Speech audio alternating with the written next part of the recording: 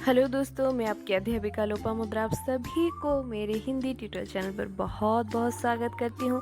आज हम लोग पढ़ने वाले हैं साहित्य सुधा, जो कि 12वीं कक्षा का किताब है। उसके अंतर्गत मैथिली शरण गुप्त जी के द्वारा रचित नर हो न निराश करो मन को। तो ये एक कविता है, इसे हम पढ़ने वाले हैं। इसे पढ़ने से पहले हम लोग मैथिली शरण गुप्त जी के जीवनी के प्रति थोड़ा ध्यान देंगे। उसके बाद उनके द्वारा रचित ये जो कविता है उसे पढ़ेंगे। इस कविता में उन्होंने नर को संदेश दिया है, पूरे मनुष्य जातियों को संदेश दिया है किस प्रकार नर को निराश न हो करके आगे बढ़ने के लिए निरंतर प्रयास करना चाहिए। चलिए देखते हैं गुप्त जी की जीवनी। मैथिली शरण गुप्त, जिनका जन्म 1886 और मृत्यु 1964 में हुआ था। मैथिली शरण गुप्त का जन्म झांसी के पास चीरगांव में हुआ। वे द्विवेदी युग के लोकप्रिय कवि हुए। उन्हें महावीर प्रसाद द्विवेदी का संरक्षण और मार्गदर्शन मिला। द्विवेदी जी खड़ी बोली हिंदी को कविता की भाषा बनाना चाहते थे। उनके इस उद्देश्य को पूर्ण करने में मैथिली शरण काम करने लगी। मैथिली शरण ने अनेक रचनाएं की, जिनमें से कुछ प्रमुख हैं।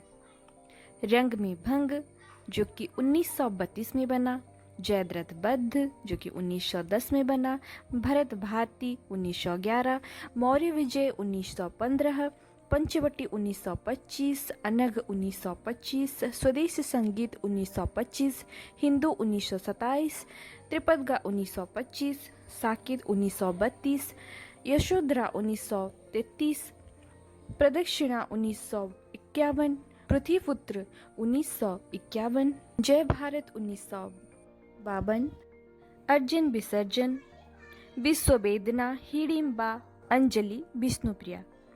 इसमें अधिकांश खंड काव्य हैं। साकेत महाकाव्य है। गुप्त जी युग चेतना के साथ चले। पराधीन भारत में उन्होंने लिखना शुरू किया। देश प्रेम उनकी रचनाओं का मुख्य स्वर है। भारत का अतीत गौरव, वर्तमान की दुर्दशा, समाज सुधार, राष्ट्र और सांस्कृतिक जागरूकता, वीरता का चित्रण उनके काव्य की विशेषताएं हैं। उनकी अधिकांश रचना ऐतिहासिक और पौराणिक है। वे भारतीय संस्कृति के उपासक थे तथा वैष्णव धर्म के संरक्षक थे। उनकी रचनाओं में छायावादी सौंदर्य चेतना और काव्य शैली भी मिलती थी। द्विवेदी युग और छायावाद युग के वे सेतु जैसे हैं। मैथिली शरण गुप्त ने काव्य भाषा के रूप में खड़ी बोली को प्रतिष्ठित किया। सरल अर्थगर्भित मार्जित भाषा का प्रयोग उनकी विशेषता है। रचनाओं में साधारण स्थल है तो काव्यात्मकता से भरी मधुर पंक्तियां भी है। राष्ट्र की आत्मा को बाणी देने के कारण उनको राष्ट्रकवि की मान्यता मिली। यहाँ एक उपदेशात्मक कविता दी जा रही है।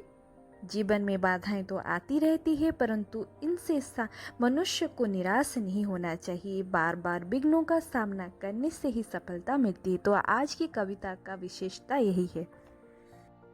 कविता का शीर्षक नर हो न निराश करो मन को। कुछ काम करो, कुछ काम करो, जग में रहकर कुछ नाम करो। यह जन्म हुआ किसी अर्थ अहो, समझो जिसमें यह व्यर्थ न हो। कुछ तो उपयुक्त करो मन को, नर हो न निराश करो मन को, नर हो न निराश करो मन को। यहाँ पर कवि व्यथित जनजीवन को निराश न होकर के निरंतर काम करने का आह्वान दिया है। उन्होंने कहा है कि कुछ काम करो, कुछ काम करो, मतलब मनुष्य को निरंतर कुछ न कुछ काम करते रहना चाहिए, जिसमें जग में रहकर कुछ नाम करो, जग में रह कर के वह कुछ नाम कर सके। ऐसा काम उसे करना चाहिए जिसमें जग में उसका बड़ा नाम हो, संसार में उसे सब अपने अच्छे कर्मों की वजह से उसे पहचाने।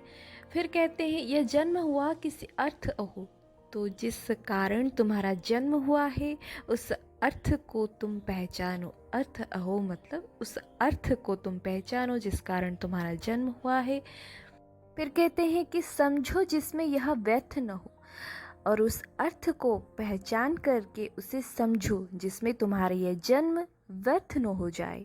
तो यहाँ पर कवि ने मनुष्य को कहा है कि उस अर्थ को तुम्हें पहचानना होगा, नहीं तो तुम्हारा जो जन्म है वो व्यर्थ हो जाएगा। कुछ तो उपयुक्त करो मन को। तो मन को हमें उपयुक्त करना चाहिए, अनुपयुक्त नहीं करना चाहिए। उपयुक्त मतलब कुछ तो अच्छा करने के लिए हमें मन को अच्छा सोचना ज़रूरी है, मन में अच्छी भावनाएं भी लाना ज़रूरी है कुछ अच्छा करने के लिए। तो इसीलिए वो बोलते हैं अपने मन को उस अच्छे कर्मों की वजह से मन को भी तुम उपयुक्त कर लो अभी से। नर हो न निराश करो मन को, और तुम नर हो मन को निराश नहीं करो, क्योंकि तुम सब कुछ कर सकते हो। अगर हम व्यर्थ का खाएं पिएं और मर जाएं तो ऐसा होता रहेगा तो मनुष्य जीवन में कभी कुछ नहीं कर पाएगा। कवि का कहना है कि मनुष्य का जीवन इस तरह नहीं है सिर्फ खाए पिए और मर जाए।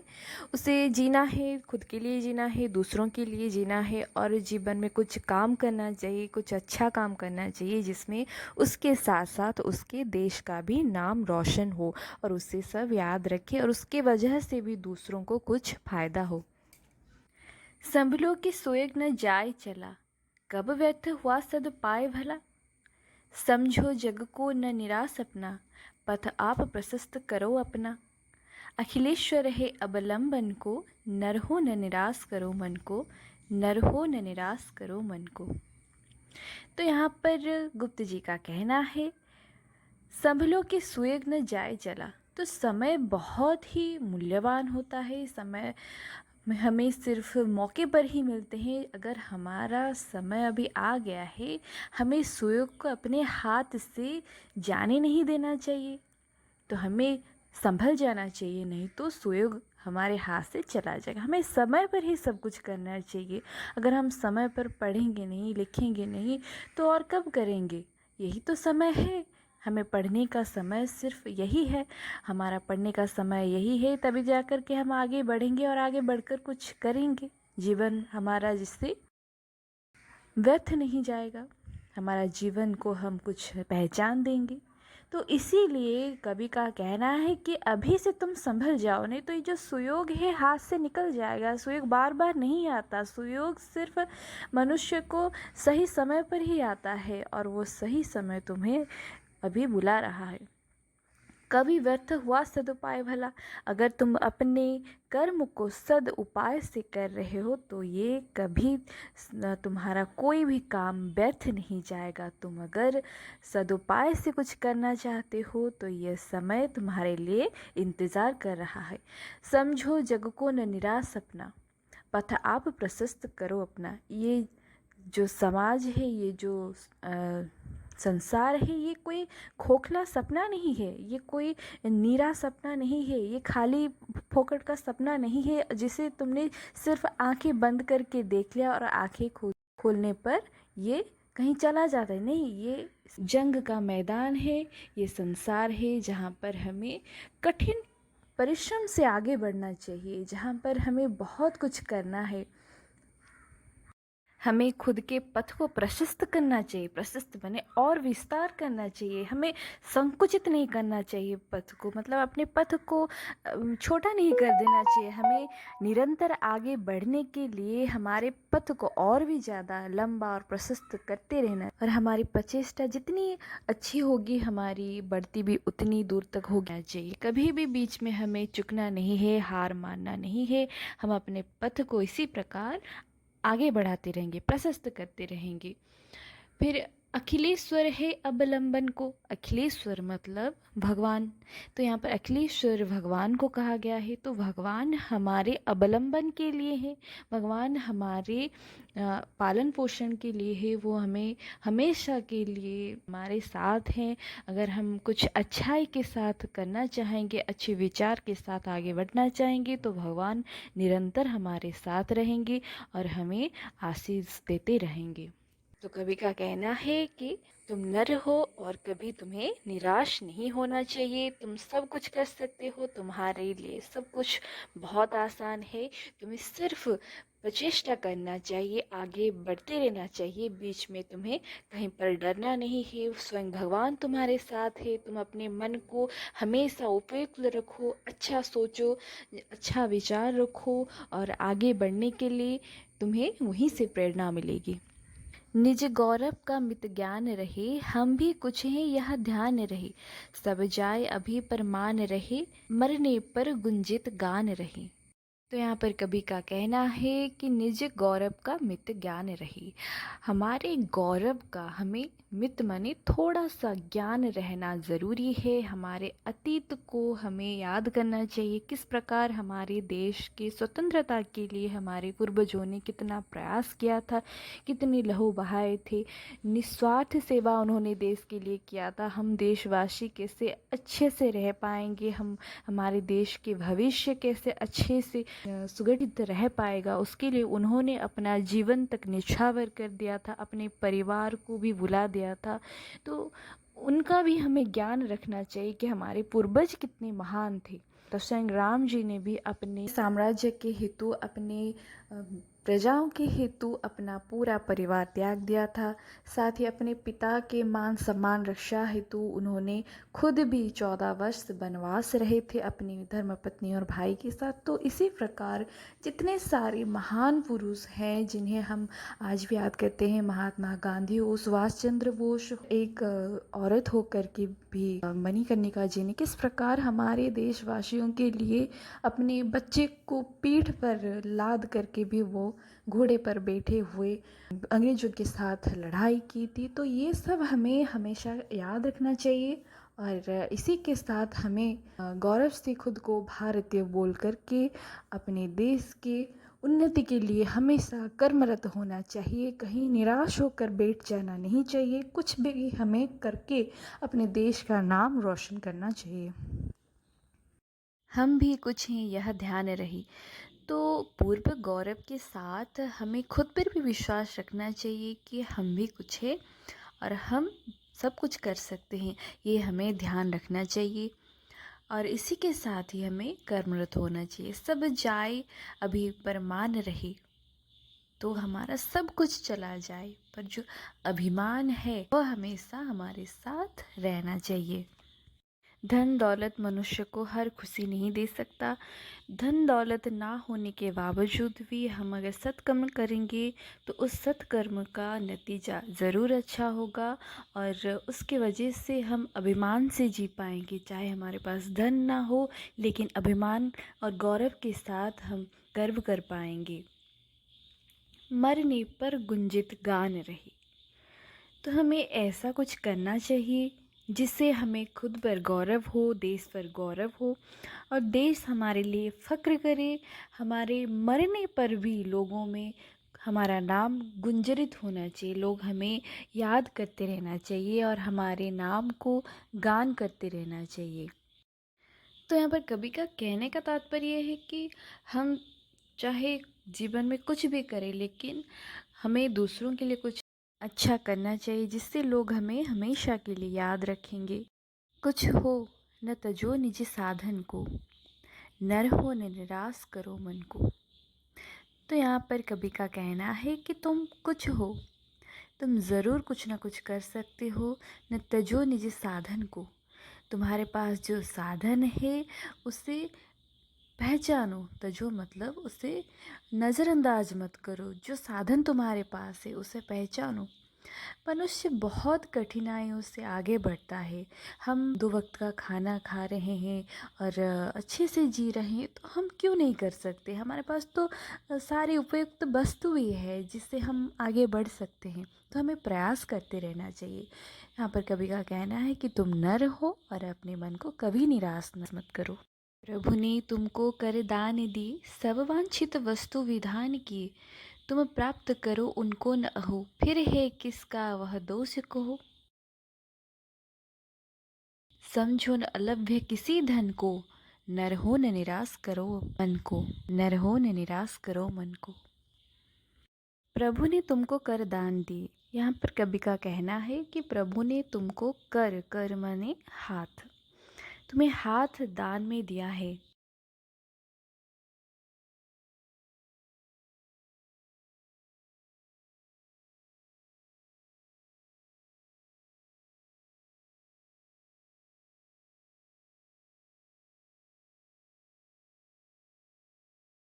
जितने सारे संसार में प्राणी हैं, जितने जीव हैं, सब में मनुष्य ही एक ऐसा प्राणी है जिसके पास हाथ है और उसे वो हर उपयुक्त काम कर सकता है। हाथ न होने पर भी मनुष्य बहुत कुछ कर सकता है, सिर्फ अपने विचारों के साथ। तो उनका कहना है कि भगवान ने तुम्हें हाथ दिया है, सब वांछित वस्तु विधान की, सब जितने सारे वांछित वस्तु, वांछित माने जो भी तुम इच्छा करते हो, तुम्हारे मन मुताबिक जो जितने सारे वस्तुएं हैं तुम्हें उन्होंने दान में दिया है। पूरा सुगठित शरीर दिया है, स्वस्थ शरीर दिया है, साथ में अच्छा खाने को भी दिया है। बहुत कुछ कर सकते हो तुम संसार में, तुम्हारे पास तो सब कुछ है। और क्या चाहिए एक मनुष्य को करने के लिए।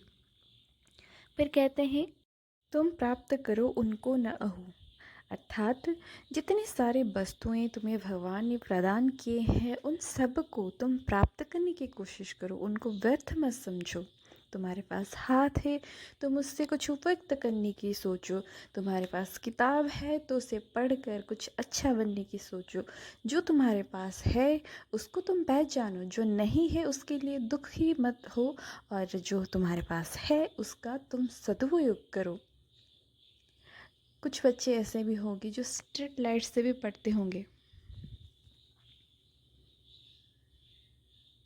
उन्हें किसी भी बात का गम नहीं होगा, चाहे जैसे भी हो दिया जला करके भी पढ़ लेंगे। उन्हें जिन्हें आगे बढ़ना होता है उन्हें किसी भी बात का गम नहीं होता, किसी भी कमी की महसूस नहीं होती। वो आगे बढ़ने के लिए कुछ ना कुछ रास्ता निकाल लेते हैं। तो उसी प्रकार हमें भगवान ने तो सब कुछ दिया है, तो हमें आगे क्यों नहीं बढ़ना। तो वही कहते हैं फिर है किसका यह दोष कहो। अगर तुम आगे नहीं बढ़ोगे इतना सब भगवान देने के बाद भी, तो इसमें और किसका दोष है। तुम अगर इसके बाद किसको दोष दोगे, इसी के बाद किसी को तुम दोषी करोगे, तो इसमें और किसी का भी दोष नहीं, इसमें सिर्फ और सिर्फ तुम्हारा ही दोष है। क्योंकि तुम्हारे पास सब कुछ है लेकिन तुम प्रयास ही नहीं करते, आगे बढ़ने का तुम्हें हिम्मत ही नहीं है। तो तुम्हें आगे बढ़ने के लिए प्रेरणा चाहिए, तुम्हें आगे बढ़कर सबके लिए प्रेरणा बनना चाहिए। फिर कभी कहते हैं समझो न अलभ्य किसी धन को। तो धन मतलब यहाँ पर सिर्फ पैसा दौलत नहीं है। यहाँ पर कभी का कहना है कि तुम्हारे पास जितने सारे धन है, मतलब जो वस्तुएं हैं, जो जो साधन है, जिन सब के साथ तुम आगे बढ़ सकते हो, तो वही सबको उन्होंने धन कहा है। जो साधन हमारे पास है, जिसके साथ हम आगे बढ़ सकते हैं, तो उसी को कवि ने कहा है कि उस धन को तुम कभी अलभ्य मत समझो। अलभ्य मतलब जिससे हमें लाभ नहीं हो सकता। लाभ का यहाँ पर विपरीत है अलभ्य। तो हमें किसी भी धन को अलभ्य नहीं समझना चाहिए। हमारे पास जो भी वस्तु है, जो भी साधन है, उसी के साथ हमें आगे बढ़ते रहना चाहिए। नर हो न निराश करो मन को, नर हो न निराश करो मन को। तुम नर हो, तुम्हें अपने मन को कभी भी निराश नहीं करना चाहिए। तुम्हारे पास स्वयं भगवान का दिया हुआ सब कुछ है। भगवान ने तुम्हें सब कुछ दिया है और उसको तुम पहचानो और आगे बढ़ने की बराबर कोशिश करते रहो। गिरोगे तभी जा कर के उठने का प्रयास करोगे, उठोगे तभी जा कर के आगे कदम डालने की कोशिश करोगे। कदम डालोगे तो आगे बढ़ते रहोगे और मंजिल तक पहुंच पाओगे। तो हमें निरंतर प्रयास करना चाहिए, पीछे मुड़ना नहीं है। यही कवि का कहने का मतलब है कि मनुष्य को खाली में बैठ जाना नहीं चाहिए, आगे बढ़ने का प्रयास करते रहना चाहिए। अभी हम शब्दार्थ और भावार्थ की ओर ध्यान देंगे। यहाँ पर जग शब्द का अर्थ है जगत और अर्थ शब्द का अर्थ है कारण। अर्थ मतलब यहाँ पर धन नहीं, उसका अर्थ है कारण। कभी देशवासियों से आग्रह करता है कि कुछ ऐसा काम करो कि जिससे संसार में तुम्हारा यश हो, नाम हो। मानव का जीवन अनमोल है, दुर्लभ है, इसे बेकार नष्ट न करो। समझो, मन को उपयुक्त करो, निराश मत हो। सुयोग हाथ आया है तो चला भी जाएगा, इसीलिए वक्त रहते काम में लग जाओ। सत्कर्म कभी बेकार नहीं जाता। यह संसार सपना नहीं है, मिथ्या नहीं है। अपना रास्ता खुद बनाओ, ईश्वर अवलंबन है, वह सर्वदा विराजमान है, वह दया करेगा ही। इसीलिए अपने मन को निराश न करो। मनुष्य अपने स्वाभिमान और इज्जत का ख्याल सर्वदा रखे। अपने को अत्यंत लघु नहीं समझना चाहिए, आत्मविश्वास रखना चाहिए। सब जाए पर अपना गौरव संभाले रखो। मरने पर भी नाम सुना जाए, अपनी साधना को कभी न छोड़ो, निराश मत हो। ईश्वर ने तुमको कर्म करने का साधन हाथ अर्थात कर दिया है, सब तरह की सुविधाएं दी है। तुम्हारी मनोकामनाएं पूर्ण होंगी। अगर तुम उद्यम न करोगे वे कैसे मिलेंगे? इसीलिए उनको पाने की चेष्टा करो। तुम न करोगे तो दोष किसका है? कोई वस्तु उद्यम करने पर अलभ्य नहीं रहेगी, इसीलिए निराश मत हो। इस कविता के बारे में, मैथिली शरण गुप्त नवजागरण युग के प्रतिनिधि कवि है। उस समय देश की जनता में चेतना जागने का प्रयास चल रहा था। निराश सुप्त आलसी जनजन को कर्मठ बनाना था, उनमें देश प्रेम जगाना था, स्वतंत्रता संग्राम के लिए तैयार करना था। संस्कृत में एक श्लोक है, उद्यमेन हि सिद्ध्यन्ति कार्याणि न मनोरथैः न हि सुप्तस्य सिंहस्य प्रविशन्ति मुखे मुगाः। अर्थात उद्यम करने पर ही हमें कार्य में सिद्धि प्राप्त होती है, न मन में सोचने पर। मन में सोचने से ही हमारे कार्यों को कभी सिद्धि प्राप्ति नहीं होगी, उसके लिए हमें उद्यम करना पड़ेगा।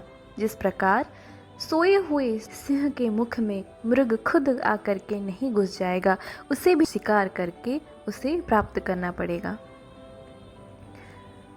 भारतवासियों को अपना भाग्य बनाना होगा, इसके लिए उन्हें कठिन श्रम करना पड़ेगा। यह संदेश इस कविता के माध्यम से दिया गया है। उत्तिष्ठत जागृत प्राप्त वरान निबोधत। उठो, जागो और प्राप्त करो। वरान मतलब महान पुरुषों से तुम प्राप्त करो। क्या प्राप्त करना है? निबोधत। निबोध मने हमें बोध ज्ञान उनसे ही प्राप्त करना चाहिए। जागने का वक्त आ गया है, तो कवि का पूरे विषय में सिर्फ यही कहना है। तो हमने ये समझ लिया है और आगे हम प्रश्न और अभ्यास करेंगे, और इसके वीडियो भी मैं आगे आप लोगों के लिए लेकर के ज़रूर आऊँगी। इसी के साथ मैं विदाई लेती हूँ। धन्यवाद। क्या आप अभी भी इस चैनल को सब्सक्राइब नहीं करेंगे? जल्दी से जल्दी कर दीजिए ना।